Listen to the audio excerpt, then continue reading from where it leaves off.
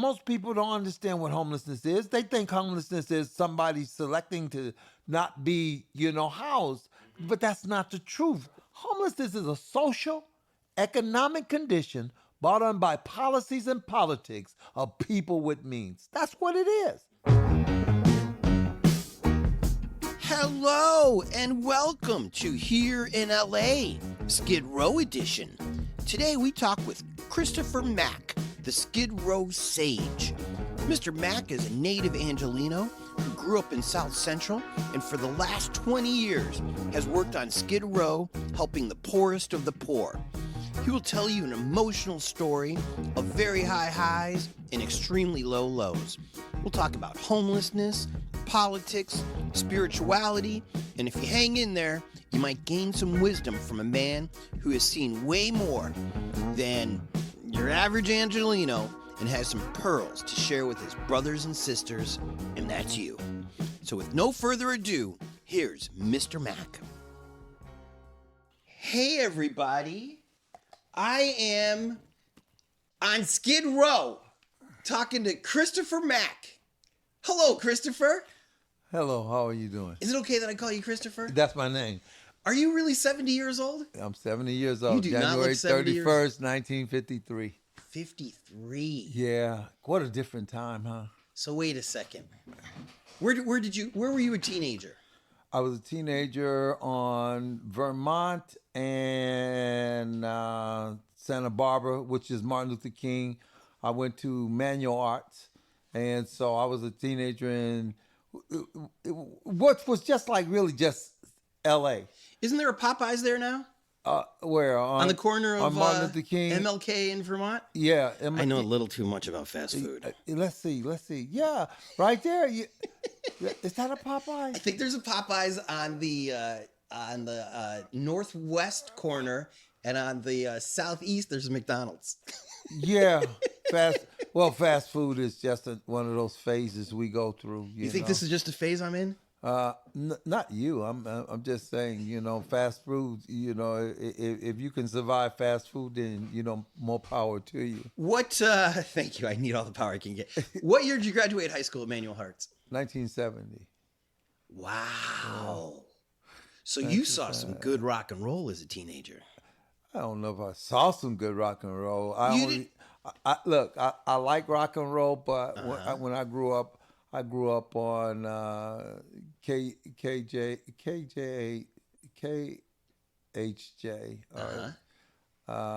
AM. So I grew up on rock and roll, but I was listening to Motown most of right. the Temptations, Smokey Robinson, Gladys Knight. Yes. The Four Tops. That's what I grew up on. And rock and roll. Let's get back to Motown real quick, though. Are you surprised that it has resonated and stuck with American culture as deeply as it has? That it was no fad? It's real American music that is embedded in us. I like the idea that it was real American music. Yeah, it was inspired, by the people, whose music it is. Mm-hmm. They lived that.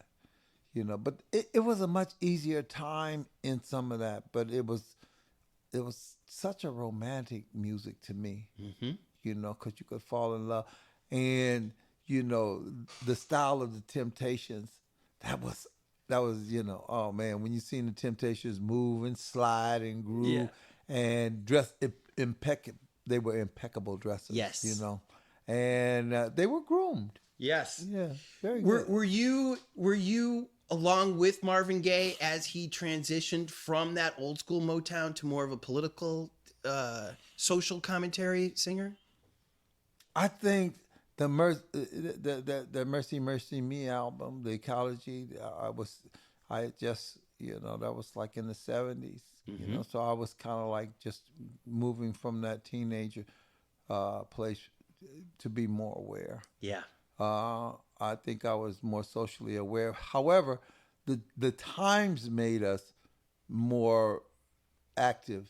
I remember when the Black Panther Party came out, it was up in Oakland, but down in Los Angeles, they on Broadway they had the breakfast program, and they gave us our little red book. I think I was in junior high school around then. I'm not sure. What was in this red book? That was the Mao Zedong book. My mom, she was pro-American, so that was a no-no. Yeah. Did you get it anyways? I had it, and Little Red Book, Chairman Mao, blah, and I had it, but she was totally against it. She was Mom Apple Pie in America. Right. My mom believed in. Let's put it this way: my mom was a Negro, but without the Negro, the black movement would not have happened. It was the Negro that brought it up. Malcolm X was a Negro. And the reason I say I was a Negro, because in 1953, when I was born, that's my birth certificate. You're a Negro. What does that word mean to you, though?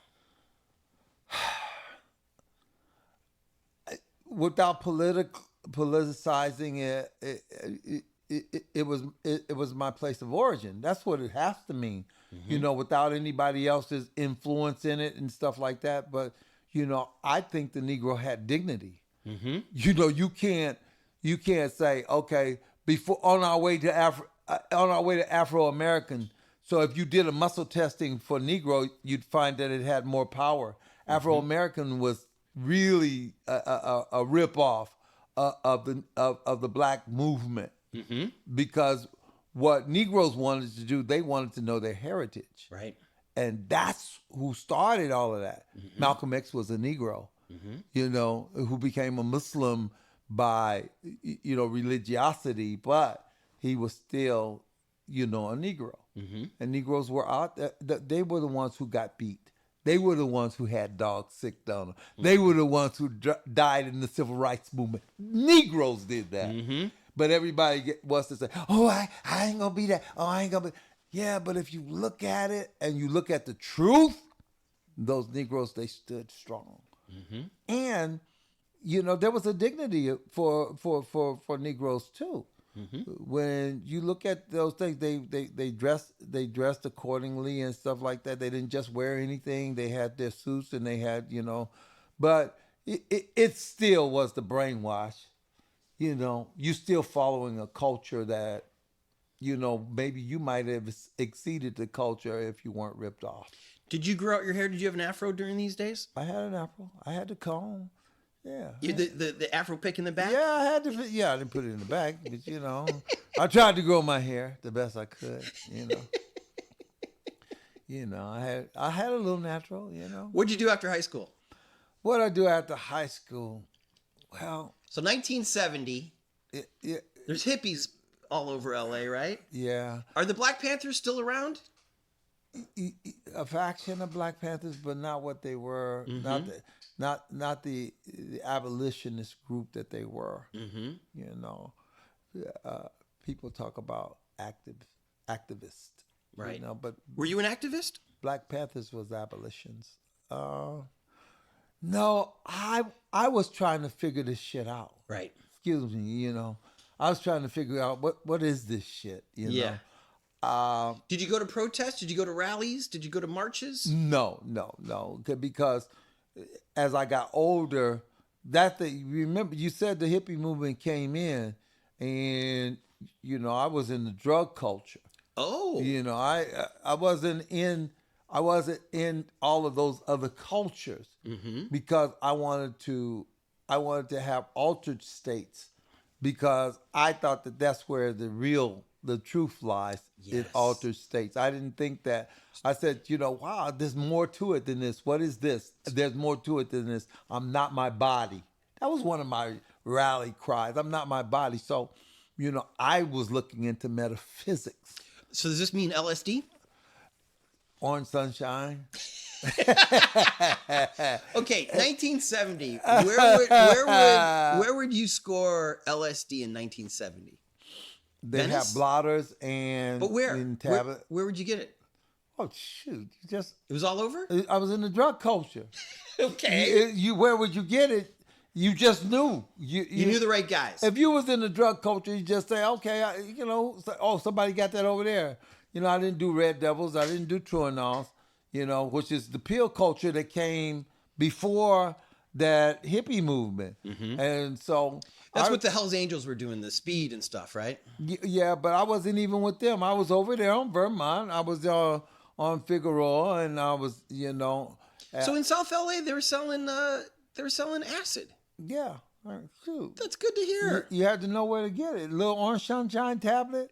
I remember I had gotten a 350 Honda, and I dropped it, and then I was looking at this girl and seeing all of this movement, and said, "Oh shoot, it was a trip." That was your first time. Yeah, that was my first time, and I'm riding my bike. I said, "Oh wow, this is something else." So a 350 Honda, you're saying 350 cc? Yeah, it was a motorcycle. It was a real motorcycle. Okay, so you're on a motorcycle tripping? Yeah, I'm on a motorcycle tripping, but I'm picking this girl up, and I'm looking at her in her eyes, beautiful eyes, and all of a sudden, man, Did you get off your motorcycle and sit down? Did you rest? Did you know that you shouldn't be on a motorcycle? No, of course I didn't. There was no PSA. Don't do acid and ride. The logical part of your brain was also on acid. I didn't. The whole me was on acid. Yes. You said the logical part of my brain. What logic? I dropped some acid. How's that? Okay. You're going to say the logical part of my brain. Wait a minute. Check it out. I dropped some acid. So all logic went out the window. I wouldn't say that, though, because I, too, have had this beautiful experience. Yeah. And sometimes the logical part says, damn, this is some good acid. Yeah, well. But sometimes that part is also on acid, and you forget that you're on drugs. No. You never forgot. No, I mean, when I looked in the girl's face and saw the little moving lines, I said, wow, this shit done kicked in. There you go. Yeah, Okay. And then mushrooms. You did shrooms, too. I did some mushrooms, smoked. But it wasn't until the 80s that I went on the worst trip you could ever go on, and it wasn't with acid, right? Because that in the 80s I started smoking rock cocaine, and so that took me somewhere, that really I don't want to ever go there again, because it's like there's nothing, right? And choice, I'm just getting to understand what choice is, and people say, oh, he chose to do. Not really, because the human experience is mixed with so many additives that at any given moment your history is driving your life, or those unsuspecting things are driving your life. And why don't he just do it this way, or why don't he do it? He really can't, because there's no choice. And then it wasn't until the year 2000 that I would find sobriety. So 20 years you were struggling. From the 80s until 2000. I was out there, What got you out? What happened in 2000? So I had been to jail, been in prison for possession of a controlled substance. They sent me to Delano. What did they catch you with? They caught me with something less than a dime. But it wasn't even mine. This was the funny part. You remember they changed the law that if it's close to you, you can have it. But that was the prison industrial complex. The law wasn't made for you. It was made so that they could fill up the prisons. Right. And so they changed and made things felonies that really should have just been minor possessions. And it was, and there was always a law that if it's on the ground, it ain't yours. But now, since it's on the ground, they gave it to me. It was mine, but I knew I didn't. I knew it wasn't mine. You know what? The reason it wasn't mine, because the shit I had was in my mouth, under my tongue, where it belonged. And they took me to jail. Hold on. We're talking less than a gram of rock cocaine? Less than a gram. How did it end up on the ground? It wasn't mine. Who put it there? I don't know. The one on the ground belonged to somebody else. Because the stuff I had that I was going to smoke was in my mouth. Right. So I don't know what that was. Okay. I wish I would have found it. You would have put that in your mouth too? Probably. At that rate, I probably would have. So they sent you to Delano. Where's that? They sent me to Delano's up in Santa Barbara. People who've been to prison know where Delano is. Delano is reception. So. Okay. And so. You're in Central California. Yeah. So. How many years did they give you? They gave me 2 years. No. Yeah, they gave me 2 years. 2 years. Did you have any priors? No. They gave me 2 years for possession of a controlled substance. What year was this? This was in 1994, around there. Yeah. I find this so hard to believe that a man with no record goes to jail for that long. I had to get old to go into prison. So anyway, there I was. And so I did that time, went home. And what kind of prison is this? They put me in I think I was in a minimum yard. I wasn't in a maximum yard. I didn't know, they have levels 1, 2, 3, and 4. They knew you were not a criminal. I wasn't even that way.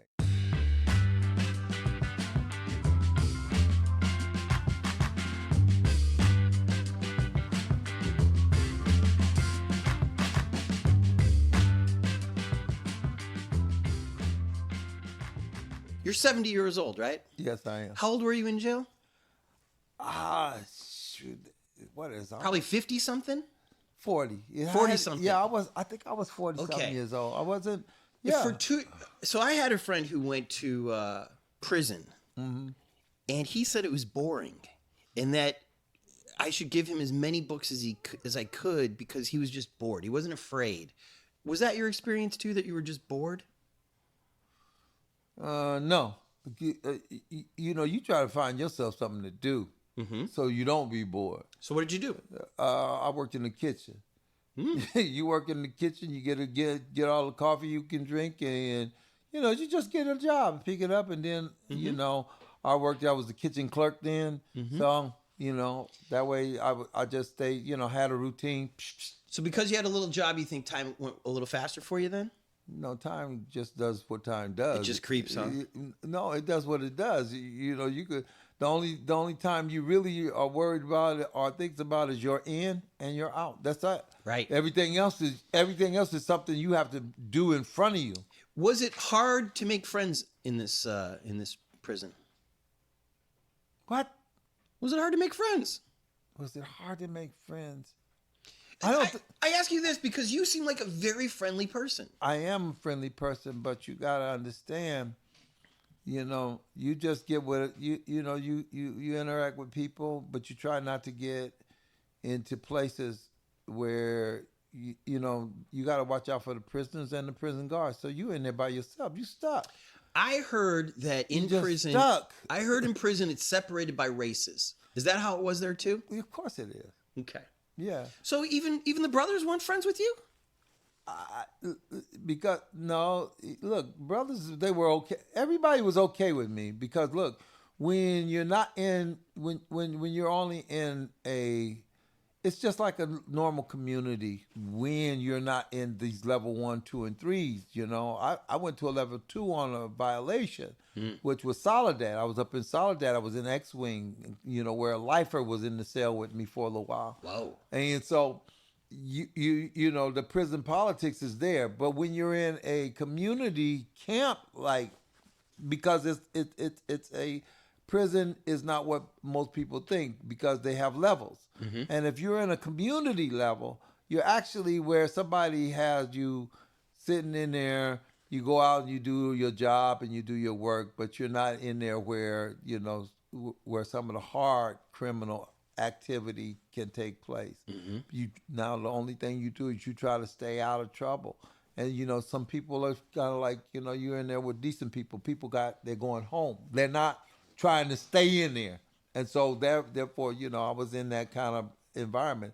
It wasn't in that, 24 lockup, or where somebody's gonna get it. It's a camp. It's like it's like a camp. Did you run across men like you who were in there for 2 years for a little bit of drugs? Of course, that was the whole thing. Were they all black?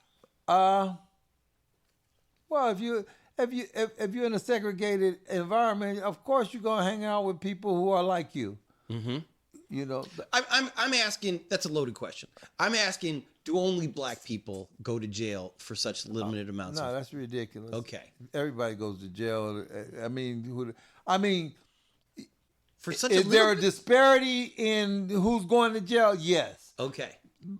Did I experience the disparity? No, because I was too busy, focusing on making relationships with people that were like me, and I didn't hang with the whites, but I could talk to white people. Right. Because I was working in the kitchen. So everybody's in the kitchen. yeah, so the people that worked in the kitchen, they worked in the kitchen. Right. And so, but you didn't hang with nobody that wasn't your ethnics. Right. Because it wasn't something that was safe to do, because I saw a guy who was taking communion with us, and he was a Spanish guy, and they beat him up because he took communion with us in that. Let me finish my questions about jail with this. Did you learn any big lessons while you were in jail? Did you have an aha moment? Did anything big happen with your mind while you were in there? You got jokes. I don't like being locked up. That's the biggest aha moment, You never knew how much you didn't like this until you were in it? No, I just don't like being locked up. Right. I remember going in. I don't know where I was. I think I don't know if it was in the violation. Every time when you go in and stuff, there comes that point of claustrophobia. When you kind of like being, sometimes you're able to move. They move you from place to place. That's fine. But then there's that time when you can't move. And then you can get claustrophobic, and then all of a sudden the walls close in, and then all of a sudden you can't. You have to go to sleep in order to reacclimate yourself so that you can become small in an accepted place. But, that I was aware of. So you did your full 2 years. They didn't give you any breaks. No. You don't do the full 2 years. What you do is there is a calculation, the good time, and how many points you got and stuff like that. It says how long you're going to be there.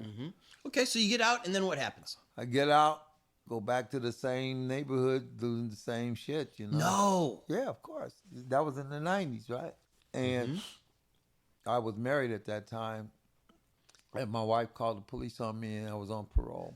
What? Yeah. A black woman? Yeah. Did she do this for your own good? No, she did it because we were smoking. And so she called the police and told them that I was, she told them that I was being physical with her. I said, no, that's not even true. I don't do that kind of stuff. That's not the kind of guy I am. She was smoking with you? Yeah. And so she was high and called the police? I don't know if she was high or not, but I know that she wanted me out of the way. When you say smoking, is this freebasing? Yeah. Okay. Well, yeah. She's got to be high if she's freebasing. Is we have been, you can, look, check this out. You can start smoking on Wednesday, and then by Saturday, it ain't smoking no more. I don't know what it is. The tolerance gets you. No, you just. It might be an empty pipe you're smoking? You just keep smoking, and, Just maintaining, not getting high. It's not getting or anything. It's just that rabbit hole. Yeah. It's just that your mind is telling you gotta smoke this shit. Right. And you be smoking. So okay, the police love to get this phone call. Which one? Oh, we get to arrest another black man. No. No? This is the funny part. So the police came the first time. They didn't see no marks, no visible sign. Good. They left. Great. Then they said, okay. So then she called him again. What? But this time she socks herself. No, what? How long were you two married before this? I don't know. It was so she socks herself, and the police. Yeah. The police come and They say, okay. They said, we know you're not doing nothing, but, we can't just keep coming out here. So do you have somewhere you can go? I said, yeah, let me go. Take me to my sister.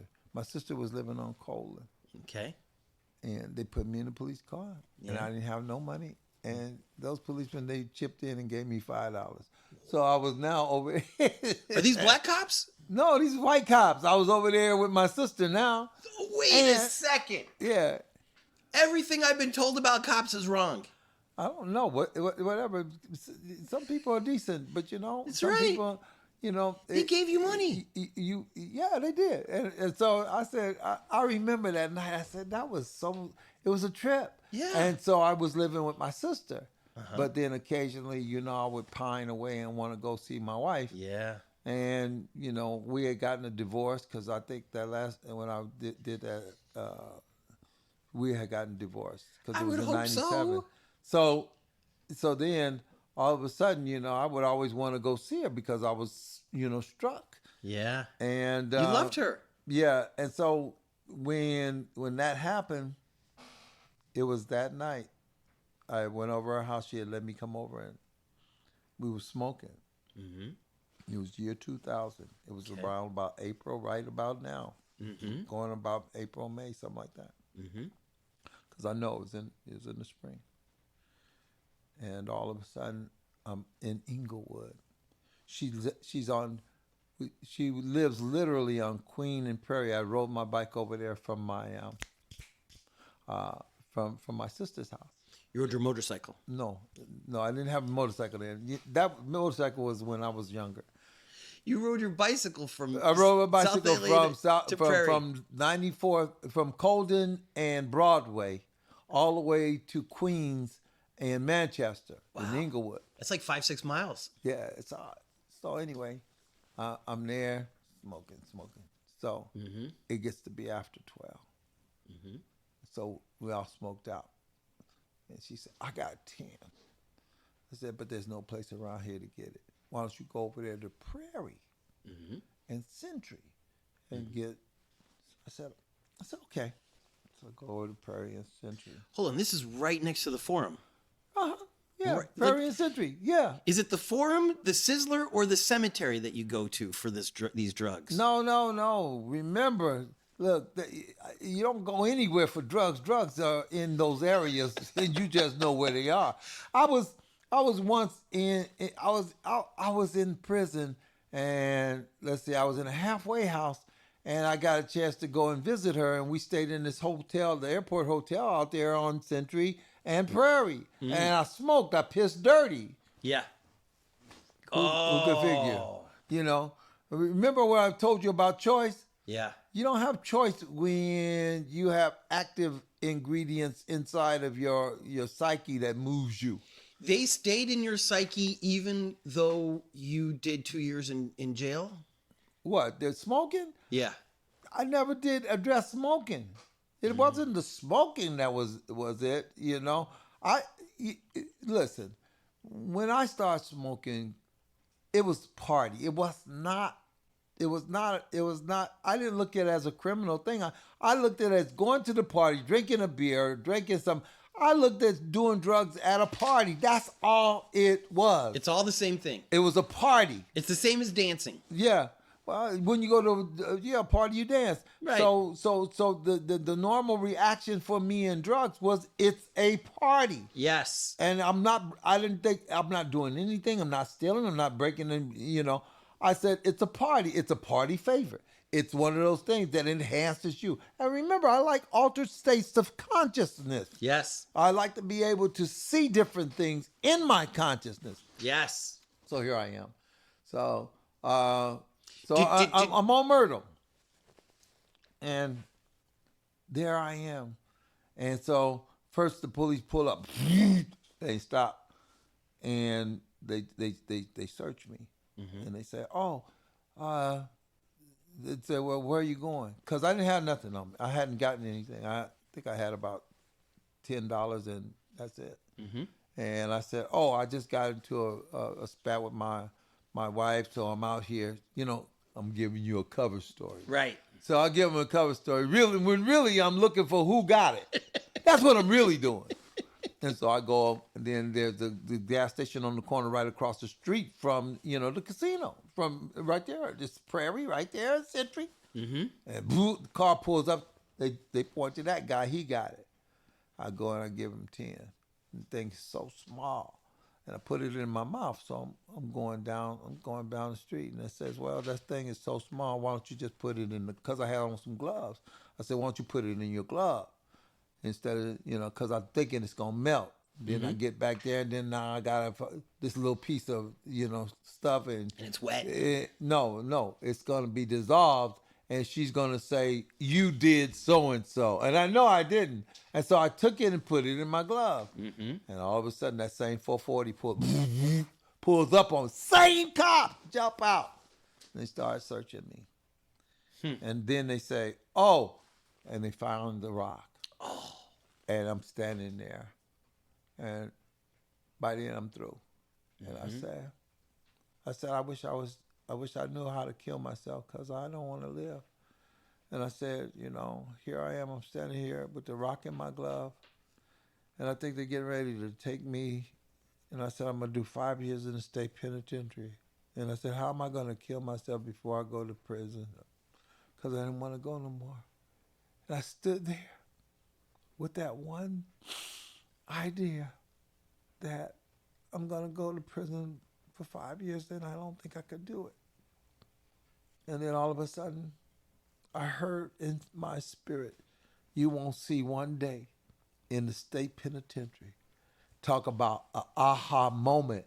That was the moment that said, well, Johnny Cochran was dead. I don't have no lawyer, didn't have no money for it. I said, how am I going to get out of this? They take me to the Lenox station. Then I go 3 days and go to downtown. They say, Christopher Mack, you're up for release. How? Yeah. And I said, oh, wow. And they said, come back on September the 22nd, year 2000. Now, I really didn't do any smoking, but I was drinking and stuff like that. Mm-hmm. And all of a sudden, September 22nd, I go to Inglewood, go to courthouse. No, I'm in Torrance, go to courthouse. And I had searched out the Arena B. And they say, Christopher, you can go to recovery. And that's when September 22nd, the year 2000, I went into the Arena B. I had a pair of socks, no underwear, and didn't know what was going to happen to me. I got in there and they said, if you get a sponsor and you follow this program with AA, you can have a better life. And I got a guy, and his name was Rocky Fickler, and he became my sponsor. And after my fourth step, he said, Christopher Mack, you're going to have to work with somebody. I started working with people. I did all of those steps.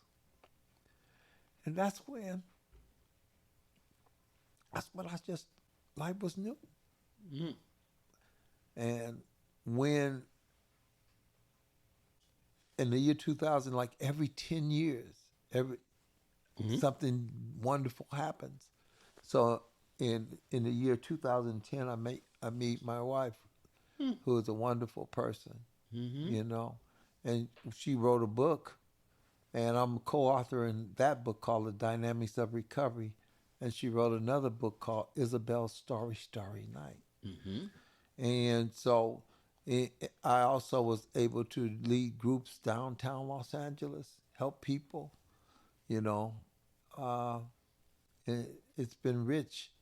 And so 22 years, sobriety ain't bad, but I understand the difference between choice, and habit. A lot of times people think they have choice, but they haven't addressed the habit that cultivates and run their lives. And if you can do that, then choice becomes inevitable. And choice is only one thing, and it's a very simple thing. Always more than one option.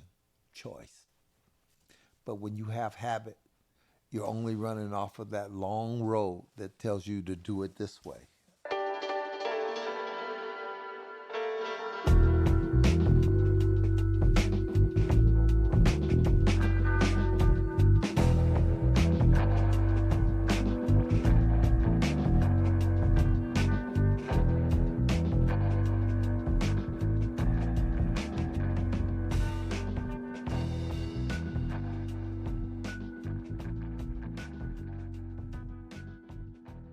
Well, the book is in the car. All right, fine. So, but you know this book. You tell me what speaks to you about it. You don't have to. which one? Isabel's Starry Night is her latest book. Okay, Isabel is your new wife. No, her name is Wanda. Go on Amazon. Yeah. Go on Amazon and look up Isabel's Starry Night. Because that is a book that talks about alchemy. Hold on just a second. All right. Hold on a second. Christopher Mack. Yeah, look up Isabel Starry. The book that I did with her is called The Journey Within. Okay. And she has it written in the motif of Hollywood. Mm-hmm. The first one is More Than a Flesh Wound. That's the first chapter in that one. And then, who showed up on the set. All of those things, I says, so she was very clever with that. Okay. The Journey Within. I've got Isabel's Starry Night, The Magical Quest for Alchemy. That's her. That's the. Okay. What does it say? Wanda Webster and Richard M. Yeah, that's her. Yes. Yeah. Who's Richard M? Let's not go with that. Let's not go with that. Leave it alone. He said, leave it alone. Who's leave Wanda? It alone. Wanda's your wife? Wanda's my girl. When did you guys get married? Look, check this out. The first time I saw her 10 years ago. I've been with Wanda for 13 years. Where'd you meet? We met at, believe it or not, we met at the Bodhi Tree. Bodhi Tree used to be on Melrose. The bookstore? The Bodhi Tree? Yeah, if you don't know the Bodhi Tree, you don't know anything about metaphysics. I don't. Yes, the Bodhi Tree was one of the best metaphysical bookstores there ever. Oh, so it was a bookstore. Yeah. Turned out I knew what I was talking about. Yeah, it was on Melrose, and it was wonderful. And we were in a class that was talking about healing, and so I had taken the class before, and she was going to teach me how to hold my hands. Oh, so hold on. When you first saw her, was it love at first sight? No. Did you think this is a beautiful woman over here? But She was beautiful. No, don't get me wrong. But you were there to work. No. You weren't there to pick up women. You know what I told her? No. You know what I told her? I said, you're an overachiever, and and that's annoying. And we laugh about it, but that was what I told her. But I thought she was beautiful. Yeah. But because she was trying to correct my hand, and I'm an Aquarius. I know. That's my motto, right? And what is she? She just did a. What astrological sign is she? Huh? Oh, hers is April 20th, so she's a Taurus. Right. Yeah, so she sat in my lap. What? And she asked me why was I so mean. I said, I'm not mean. I said, you're just not going. I've taken this course before. Yeah. Yeah. And so, so when I first met her, she says, I'm looking. She says, okay, so I'm looking for a monogamous relationship. Mm-hmm. I said, no, I'm a polygamist by nature. Alcoholics Anonymous says, be honest, right? So I said, Does it? I said, I'm a polygamist. She says, that doesn't work for me. Uh-huh. I said, well, what works for you? Uh-huh. She said, monogamous relationship. So I had to ask Spirit. The same Spirit that told me you're not going to see one day in the state penitentiary told me that if you get with her, you're going to get spiritual growth and development. And out of the last 13 years, that's all I've gotten, spiritual growth and development. Mm-hmm. I'm healing in a lot of wonderful ways. Is she going to listen to this podcast? I don't know what she's going to do. Let's pretend she's not. Okay. Have you been tempted? Huh? Have you been tempted to go back on this No, polygamy? no. I made an agreement with her. You know. That's not the question I asked. You said, have I been tempted? Yes. No, because I made an agreement. You didn't ask that question. And that's good enough. The agreement is what keeps me in line. Okay. You know. So you're a man of your word. But I told her I'm an incredible flirt. I didn't tell her I wasn't a flirt, but I'm just monogamous. Because you've been working with a beautiful woman for 20 years. Yeah, but you know, I've learned something about myself. Mm-hmm. When I learned about sex, it was a comfort. It wasn't procreation or anything like that. It was one of those things that made me at ease and comforted me. Mm-hmm. Getting back to her, she said, I told her, I don't know if I can do that. And she said, why don't you try it for 30 days? 30 days turned into 60. 60 turned into, 6 months. 6 months turned into a year. And so I began to tell her, I said, well, I guess I might as well just grow old with you. Ah. And that's how I'm in this relationship. I love that. And so, like I said, she said, we laugh about me being her 30-day boyfriend because that was the truth. Because I didn't know how to do commitment because it was never modeled. My dad was a philanderer. My brother was a philanderer. Mm-hmm. All my brothers were philanderers. Right. All us sexy black men are. Yeah, I don't know about that, but being that was what I knew. It was that understanding, and remember, I grew up in a hard time, and so sex was not intimacy in that sense. Sex was it was like the peanuts having a blanket. Mm-hmm. Like Linus's blanket, that blanket becomes the soother or but then, it never was. And so it never did spell relationships. What sex spelled for me was it took me out of myself. Mm-hmm. That's it. Do you think that this idea of a 30-day boyfriend worked for you because you were already in alignment with AA, which is one day at a time? I think the 30-day because I think what worked for me is because I was looking to see what commitment. I never had a real experience of commitment until I went to prison. Mm-hmm. Going to prison is a commitment. True. And so I had that in my social experience, but I did not have that in a consent for commitment. Let's move over to Skid Row. Because Mr. Mack, you have already blown my mind. Do you want another? No, I'm good. You've already blown my mind. And thank you, by the way, for being here. Thank you for being honest. Thank you for being brutally honest. Thanks for being emotional. Thanks for driving in the rain. Well, I don't know. You did a lot for us already. But what you do for a living is also a beautiful thing because it's a very selfless thing that you do for the poorest of the poor in Los Angeles, and we thank you for that too. You work in Skid Row. What do you do there? I work for a company called JWCH, which was Wesley Healthcare, and they provide medical services for the underserved. That's what the company does. However, in the year 2003, it was more brutal than it is now. And what was more brutal? Skid Row. It was worse then?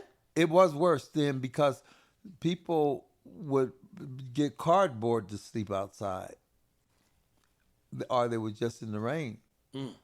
And today there's shelter for them? No, they start using tents. Oh, they didn't have tents back then. They didn't have tents in 2003 and 2005. So, what's funny? This is what perspective is. People bitch about the tents in LA. No, tent is an intelligent idea about not being weatherized. Right. Because guess what? Without the tents, the weather will eat you up. Right. The cold isolation of being under weather, hot, cold, and stuff like that dehydrates you. The tent provides shelter. It's not like somebody just said, oh, they can't camp out. That's what they can afford.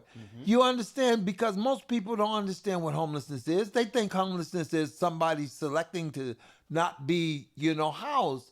But that's not the truth. The idea is there is a social disconnect about it, because sometimes people don't want to be beholden to anybody, and they don't want to have, they want to be their own person. So that's one thing. They want their own autonomy. However, homelessness is a social, economic condition brought on by policies and politics of people with means. That's what it is. And they forget that when if you really want to think about homelessness, think about the elevator operator. Think about the car manufacturer who went under. Think about Detroit going blight. Think about when you had Southgate and Van Nuys closed their plants in 1980. That's 75,000 people went on the pink slip. And how long does it take before somebody cannot afford any place? It takes a couple of months with unemployment and with severance pay. And once that's gone and there's no retraining for something. So when you talk about homeless, you got to look at the whole picture. And most of the time they only say, oh, so here's what they do. Oh, it's mental health and substance abuse. No. You only say that so that you can cover your behind, so that you won't look bad in your own self. But no, it's really a socioeconomic condition that needs to be looked at from that point. And your social engineers haven't a clue. And every time you raise money for the homeless, somebody else who's going to be a consultant send their kid to college on the money. Homelessness is an industry that's brought on by the system itself. So let's stop being stupid. We have a new mayor, a black woman, the first black woman to be a mayor of LA. She ran on homelessness. Everybody does. Garcetti ran on homelessness. Bill Rugosa. Let's get real. I'm nothing but real, my man. So my question is, we believed it with her. We believed it a little more with her than with the billionaire. True? Don't you think that's why she won? It's because when a billionaire talks about homelessness and he's never helped a homeless person, we don't believe him. You know how she won? She was more manageable. That's why she won. Okay, so here's my question to you. What would you like to hear from her about handling homelessness in LA? Or at least starting to handle homelessness in LA? What would you like to hear from her? Nothing. What the hell? You don't think she's got the power to do it? It's stupidity here again. So what do you think? She can't do anything. She can't put people into abandoned buildings and hotels. And who are you putting into abandoned buildings and hotels? She's doing it right now. How are you going to sustain it? We're not one of the richest cities in the whole world. world. How are you going to sustain it? Look, even after the pandemic, they tried to put people into places, but they couldn't sustain it. And then the people that they put in there to have behavioral health ideas, not mental health, behavioral health. What's the difference? The difference is, behavioral health is somebody is so traumatized, or it says, they telling you to screw off, period. That doesn't necessarily mean that they have mental health. They have social adjustments that need to be, a person's behavior could be, I'm not going to say good morning to you. I'm going to say fuck you before I say good morning. So that's behavioral health. And then people say, oh, that's mental health. No, mental health is something different too. Right. Because when you say mental health, you have to say mental disorder and mental illness. So, and here's why you cannot put this on her shoulder. They could control her, and the they is, the people, just like, I'll tell you what happened on Skid Row one day, okay, when I met the mayor. So I got a picture of me meeting her. So you met Mayor Bass? Yeah, I met Mayor. I got a picture. Recently, or when she was a congresswoman? No, recently. When she was mayor? Yeah, when she was mayor. So she went to the right man. So look, I met her, but let me tell you something. When I met Mayor Bass, what happened was, she was what did she do? She was in at the Weingart. The Weingart Connect Day. There it is. There she is. He's digging through his phone. He's multitasking. There it is. Talking to you. Yeah. Look at you. When I met Mayor Bass, I got the sense that here it is, a beautiful soul trying to do the work. Yes. However, the people around her, when you say a den of vipers and thieves, she's got people around her that's not really in her camp. Huh. Believe me. These are people that were already in City Hall who... Of course. You understand these people run by explicit bias. In other words, a lot of times there's implicit and explicit biases. And so the implicit and explicit biases of the individual is just what I'm going to show you. So I love that picture, and I hope you text it to me so we can put it into our website about you and about this conversation. What did you tell the mayor when you were talking to her there? I told her that we're gonna have to stop doing the same thing over again because the results don't ever come about. And I think that she's only gotten to be mayor because they can control the outcome quicker than they could with a billionaire. You see billionaires on two different types of things. It's my money, so guess what? You go over there and sit down and shut up. These people, when she says something, they can go back and undermine her. And I'm going to tell you what happened. So there was a lady who on 5th and San Pedro. And this was recently. You can look it up. It was called the White House. Now, she provides lots of services to the people on Skid Row. And Christmas time, the kids have a fabulous Christmas because she gets donations and everything. So she has a little structure there. And so one day they call themselves doing the street cleanup. So they go over there on 5th and San Pedro and they call in the bulldozer and they take all of her stuff, put it into the trash truck. Okay, hold on. This woman was not homeless? She is homeless. She was right there on that corner. So this is hold on. No, you don't need to go to your phone. This is a homeless woman who helps other homeless people. Right. Well, and sanitation came. Took all of her things away. Took all of her things away. Did they take her away? No, they didn't take her away. They just had the police down there, because what we see on the news and on Twitter is they take the people's belongings, but then they also take them. No. But some of them I don't know, but they mess with her. They mess with the one lady who was helping. Well, they didn't take her anywhere. Right. They left her sitting there without any bare, all her stuff gone. And one of the things about it is, they said, oh, it was a scheduled cleanup. But then when the mayor found out, she wasn't happy about it because of what they did, the way they did it. You understand? And so word got back to Mayor Bass. Yeah, and she was unhappy about it. But that goes to show you, how are you going to put all that on her shoulders? I wouldn't dare do that. It's kind of like it's wrong to do that to her. She's a decent person. I felt her decency. Did you? Yeah. But then when I was there shaking her hand, I felt there was some ugly energy around her. It was easy to tell. It's easy to see it. Should Mayor Bass hire you to help her with the homelessness? No, she's got some good activists there, and why do we keep separating ourselves? Homeless people are people. These are people. These are human beings. These are human beings who have suffered some egregious idea of economic downfall. So why do we keep saying the homeless? Because it's easy. And it doesn't get anything done. Well, I would like to get something done. And please, again, I literally take my hat off to you, Mr. Mack. I don't take mine off. Because he looked up and he saw my hat was up. Because you have dealt with this situation for 20 years. And so and this is why I'm asking you in all earnestness. When I see LA, and I drive around LA every day as an Uber driver, and I see empty buildings everywhere, and I see homeless people, and I think Can I just get the people into these empty buildings somehow? It's not about just putting people in. But it's this first step is all I'm saying. It's not even the first step. It's not? No. What's the first step?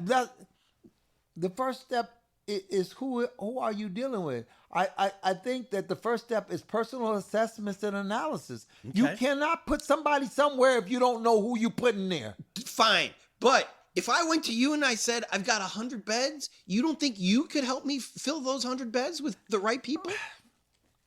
Do you have radical hospitality in there, or do you have just the same old thing where... Let's pretend it's just a motel. It's just a motel. A motel, maybe. You can put 100 people in there. But you know what?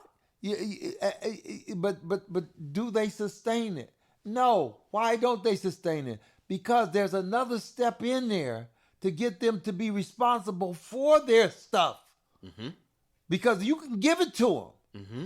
But if they got the same old habits controlling and driving them, they're not going to keep it for very long. Right. And this is what I said. Personal assessments and analysis is what is called for. And if you don't do a personal assessment on the individual, and it has to take place at the individual, other than that, who are you talking to? You're talking to the condition, and you have a skewed idea of what the condition's about. Are there people who are good at that?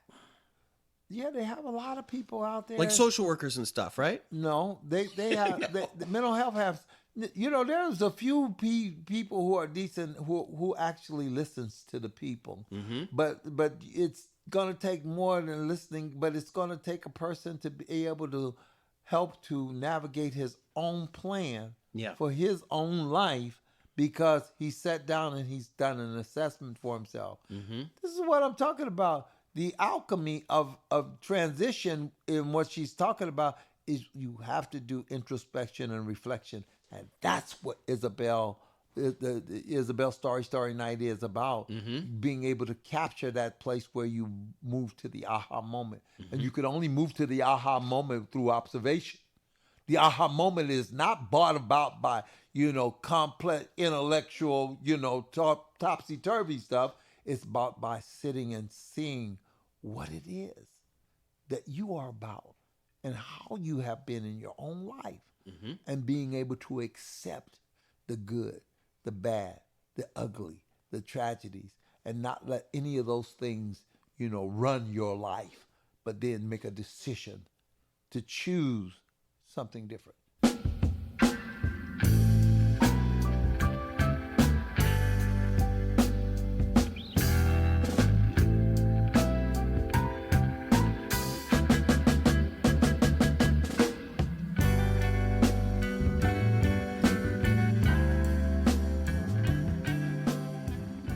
Let's talk about your job in specific. You say you help the underserved. I call them the poor. In fact, the people that you talk to, I imagine, are the poorest of the poor. And what are you measuring poor by? And I'm not asking you that, but you measure poor by economic status. Yeah. That's where you measure poor. But, poverty... But poverty is the system itself is based upon haves and have-not. Mm-hmm. Poverty itself is a culprit that brings people to to the demise of individual ambitions or individual inspiration. Mm-hmm. Poverty itself, and so because what is looked at as necessary in a society and what will people pay for is how the economics run. So unfettered capitalism may be a culprit to homelessness. For sure. Absolutely. Unfettered, let me say that. Unfettered capitalism. Okay. Tell me about some of the people who come into your place of work and how you help them. When they knock on your door, what are they looking for? When I go out and I see people... you go out? Yeah. They don't come to you? I'm a senior community outreach worker. So you're walking around Skid Row? Yeah, I walk around Skid Row. All day? So... hold on. I'm going to interrupt you a few times. Now, again, you are a handsome, strong, healthy black man. So this might be a foolish question for I you. don't know. You know what? I'm doing the emancipation circle, so I have to accept those white rapists that did my grandmother's. So Is it safe for you on those streets? Is what I'm asking. Because I don't think it'd be safe for everybody on those streets. Is it safe because they know you? Or is it safe because Skid Row is not as dangerous as people want you to believe? I might be intelligent. Shit. You know where not to go at the right time at and the wrong time. At any given moment. but that's only because you've worked there for 20 years. Yeah, at any given moment. But did you know this 20 years ago, where to go and where not to go? No, I just went everywhere. And you were still safe though, right? I don't know. I would have to say the creator did all of that. I would have to just say I don't know. Safe you were made safe. It wasn't the streets were safe. You were protected. I think I have a good nature. Yes. And with a good nature, you're able to go places, and people respond to the good nature. But these people also know that you're there to help. Well, yeah, that's true. So why beat you up? Why fuck with you? You're there to help. Look, check this out. Sometimes if you walk into a place and you're arrogant and stupid, you may not be communicating the right thing, and somebody might want to hand you your hat. Or if you walk in, you look unusual and you flashing and they never seen you before, then most of the time they see me, even if I don't see them.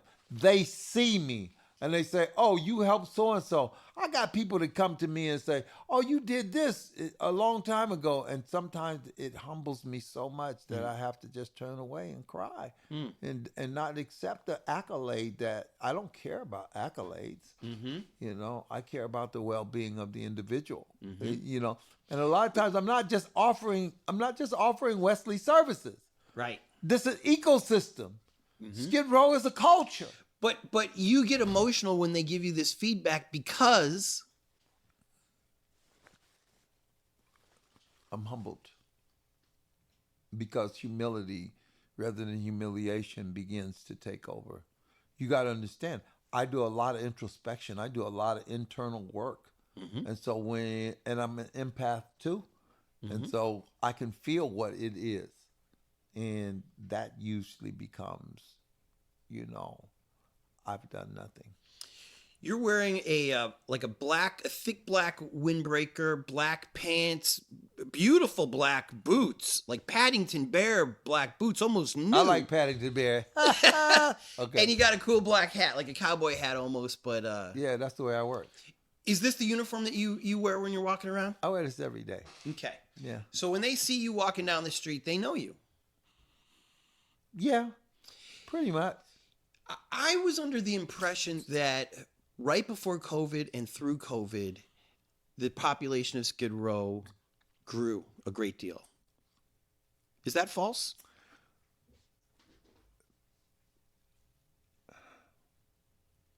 If you talk about Skid Row geographically, mm-hmm. As a neighborhood.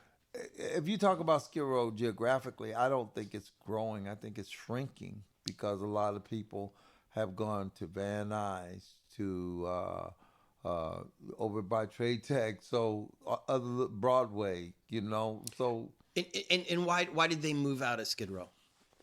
Some of them just probably wore out. They're welcome. Some of them didn't like this, being around certain people. Some of them had to leave because, whatever the incident. I never asked anybody why they left Skid Row to go and live on Vernon over the freeway. Maybe because it wasn't a lot of people there. But Skid Row initially was for services. You got to remember, right. I don't just help people with the services for the clinic. I help people in the area. So like if you need a midnight mission, if you need to go to the Union Rescue Mission, if you need to go to the Weingart Center, if you need to go where the barracks is, or some other place, or if you need a shelter or something, I have to know those things in order to help a person. And that becomes my clout. And I agree with you that most people, I would assume, live in Skid Row because of those services, because there's free health care, there's other people. Well, And so my question then is, when you see them moving to Van Nuys or Trade Tech or Vernon, do you worry that they're not going to have the services that they have the services? They got ACA. All of those are over there too? They got ACA anywhere you go. If you go in and you sign up for the county, you find out you get a medical care. Okay. Yeah. So the ACA is a good thing. Good. Yeah. Okay. I think it's ACA. What is the American Care Act for medical care? The Obamacare? Yeah, Obamacare Okay. is right. I don't know. How do you feel about Obama? How do I feel about Obama? Mm-hmm. I think he was very intelligent. I think he's intelligent. I think he knew how to play the game. You know, he was a geopolitical asset for America. That's what he was. A geopolitical asset. When you were living on Santa Barbara and I was, Vermont, did you think... I didn't live there. I lived on 50th and Figueroa. I lived right down the street from USC. Okay. Because USC is way down there. Well, I thought SC was more on like 26th. The Coliseum. And Fig. Wait. But you were on 50th? I was on 50th and Figueroa. Okay. Now, if you go down to where Martin Luther King Boulevard is, yes, that's where Santa Barbara used to be. Right. And that's where the Coliseum, yes, the sports arena, that's right there. Rest in peace, the sports arena. Yeah, that's where I was. Okay. When you were over there as a young man, did you ever think there was going to be a black president who was going to give health care to the poorest of the poor and not get shot? Because you saw people getting shot who were making differences back then. Black president, I think that's ridiculous. You call it black president. Because of an ethnic, he was put in by, certain factions of a political system that understands how it works, and a lot of the things, you're saying a black president. What? It's ridiculous because guess what? If you want to say what is a real black, would Malcolm X, and then you say Martin Luther King, and then you say Louis Lomax, and then you say Medgar Evers, and then you say those were kind of like black men. I don't look at John Lewis isn't a black man. John Lewis is a different man, but he was not elected the president either.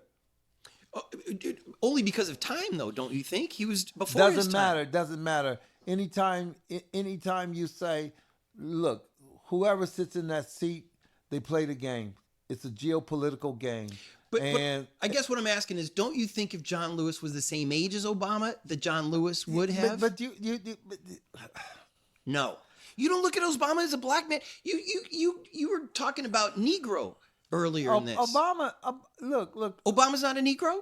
Obama, you could say somebody is this and somebody is that, but when you see what happened, you gotta say, they elected him for some reason, and they groomed him for some reason. Really? So that's the way I'm talking about me personally. And I want to hear from you. That's my opinion. Yes. Okay. Because the Democratic Party groomed him. Nancy Pelosi. I don't know if the Democratic Party groomed him, but whoever knows how this geopolitical thing works, they groomed him. And they also, when you look at the system, it also makes it's the Hegelian dialectic. All you got to think about is the Hegelian dialectic. And tell the people what the Hegelian... This is problem, action, solution. You create the problem, you say what the action is, and you come up with the solution. And when there was a lot of problems when he got elected. I don't even think the Republicans wanted to win that election. There were so many problems. Man, listen. Recession was so bad they didn't even want to say the word recession. Listen. So if he was a geopolitical economic move, to put somebody different rather than the old white man, okay, but you weren't proud as a black man when he accepted in Chicago And when Michelle Obama was the first lady, I'm not playing the game. you sure aren't, are you? No, I'm a human being. I'm not playing the game. This is it's ridiculous. Huh. I'm not playing the game. And whatever the game is, I'm not playing it because I do look at it as a game. And then sometimes too, he didn't even get a chance to put any policies in. He had to rule by executive order. Come on now. Let's be real. They passed Obamacare. That was a law. That is a law. Look, who wrote the law? Probably about 800 people. Yeah, and 799 were white. But, so okay, but real quick, you mentioned Obamacare though. It seems like it has impacted the people that you work with. You understand. Look, Bernie Sanders. I could call it Bernie Sanders care. I don't care. But it seems to me though that it helps the people that you help. Is that not true? No, it helps everybody. Okay. But especially those people. Wait. Let's go to Mitch McConnell's land. Okay. Aren't they using it? I don't know. Are they? Everybody is using the ACA. Come on. Right. Poor and but Mitch McConnell fought against it. They tried to. Who cares? Look down in Mississippi. They fought against the money, but the $600 million they still took it. Started getting judges and stuff like that in Black Jackson, Mississippi. Yes. And trying to geopolitics that. Yes. And saying, oh, it's okay because, you got a Republican Senate, you got a Republican governor, and so guess what? It's because of the $600 million. Come on. Money talks. These people are duplicitous and hypocrisy. True. Let me tell you something. Deception is the world. And let me show you how it works. Okay. There's hypocrisy, hyperbole, there's cognitive dissonance, and there's misinformation, propaganda. That's all that we live through. Mm-hmm. And that's deception.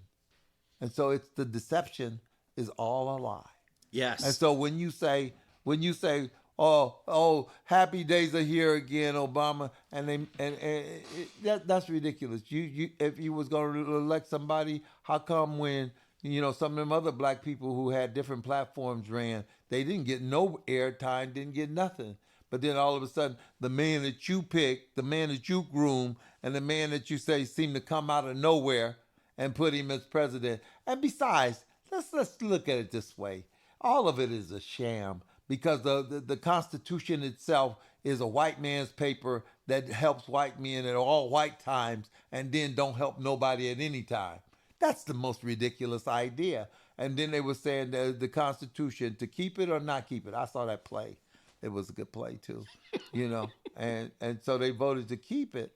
But half the time the people that are in there supposed to be running by that, they throw it out the window. They sure do. And then when Donald Trump got in, what Constitution? All right, Mr. Mack, we're going to have to keep this answer short. What do you do when you walk around Skid Row talking to these people? I smile and I be as cheerful as I can, and I try to earnestly help somebody with something that they need. So you're just walking up to just strangers saying, hello, can I help you today? Is that the basic gig? Sometimes. And what do they say in return usually? Today, what did people ask for help about today? Nobody asked for anything. I'm doing a vaccine program right now. There are 10 vaccines, and I'm doing a vaccine program to say that if you need check with your primary care and find out which vaccine. There's hepatitis A, there's hepatitis B, there is a shingles vaccine, there is a flu vaccine, there is a pneumonia vaccine, and then there's the COVID and the monkeypox vaccine. So if you need any of those vaccines, check with your primary care and ask them. So you're giving them education? Well, of course. You don't have a bag of needles that you can vaccinate them with? No. I can send them over there to the homeless healthcare, the needle exchange on 4th Street. Okay. And they can go over there and they can get Suboxone and they can get clean needles. Do these people not know about these things? Do you feel useful when you go around telling them these things? I feel useful when I wake up in the morning. So come on. I mean, Good. I don't need somebody to make me feel useful. I know you don't. You're a Yeah. special person. But the thing is that I think some people would say, well, shouldn't they know this already? No. They don't know this.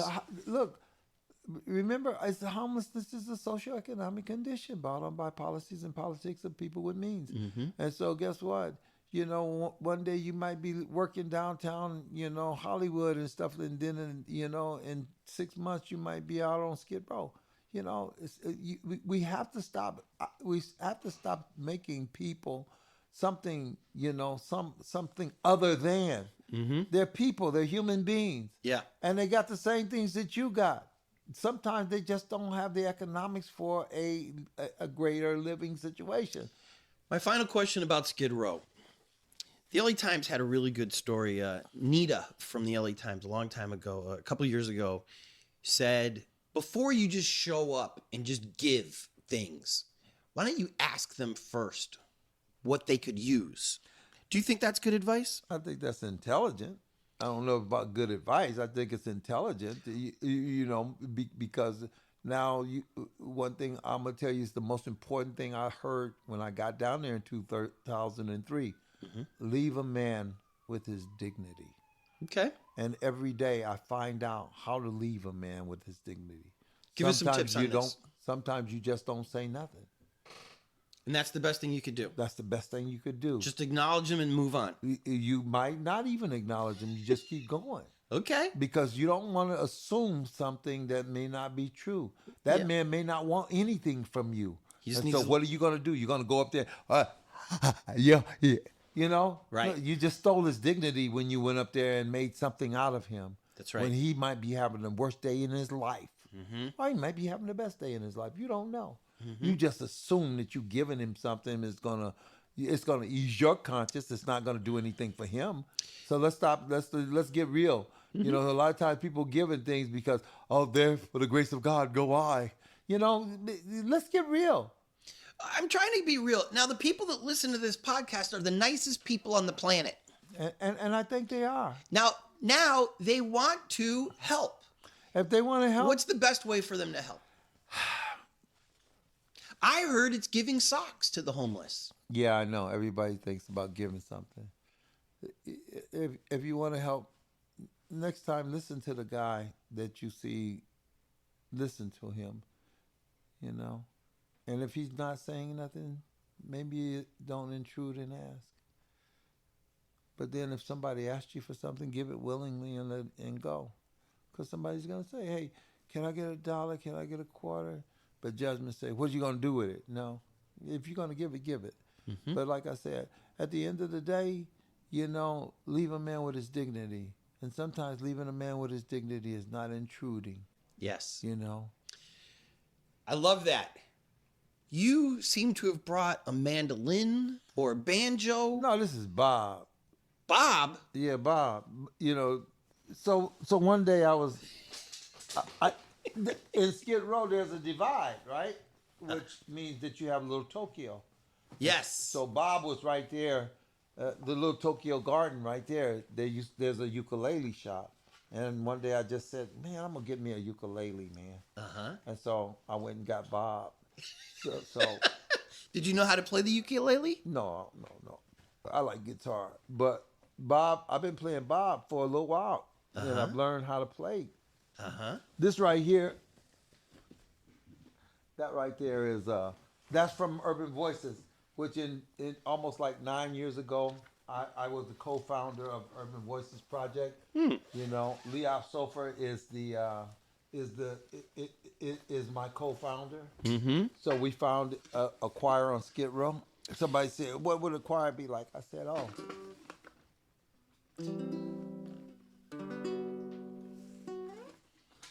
He handed me a little book called Come On Sing. Yeah. Urban Voices, and inside are the lyrics of Redemption Song by Bob Marley, Love's in Need by Stevie Wonder, Lovely Day by Bill Withers. Yeah, all of those are beautiful. Lean on Me, Bill Withers. Love Train, the OJs. And this Saturday on the 18th, we're gonna have a Buck Fest right there on the corner of 5th and San Pedro. And if you got a song you want to sing, you can bring the song you want to bring and sing it. Mm-hmm. Are you going to be there with Bob? I don't know. Me and Bob, we might not be there, but because I gotta go do something about Isabel. Yes.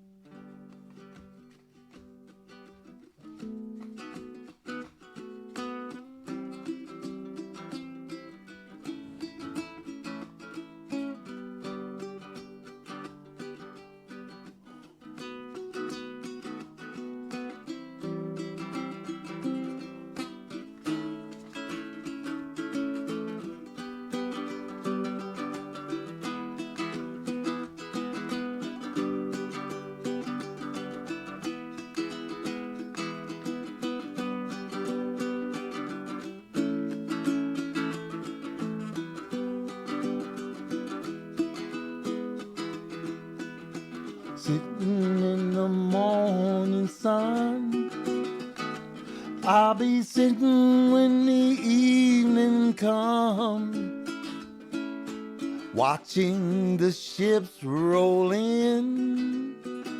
Then I'll watch them roll away again. Oh, I'm sitting on the dock of the bay, watching the tide roll away. Sitting on the dock of the bay, wasting time. I left my home in Georgia, headed for the Frisco Bay. I had nothing to live for. Look like nothing's gonna come my way. Oh, I'm just sitting on the dock of the bay, watching the tide roll away. Ooh, I'm sitting on the dock of the bay, wasting time. Look like nothing's gonna change. Everything still remain the same. I can't do what 10 people tell me to do, so I guess I'll remain the same. Sitting here resting my bones, and this loneliness won't leave me alone. 2,000 miles I roam just to make this dock my home. Yeah, I'm sitting on the dock of the bay, watching the tide roll away. Sitting on the dock of the bay, wasting time.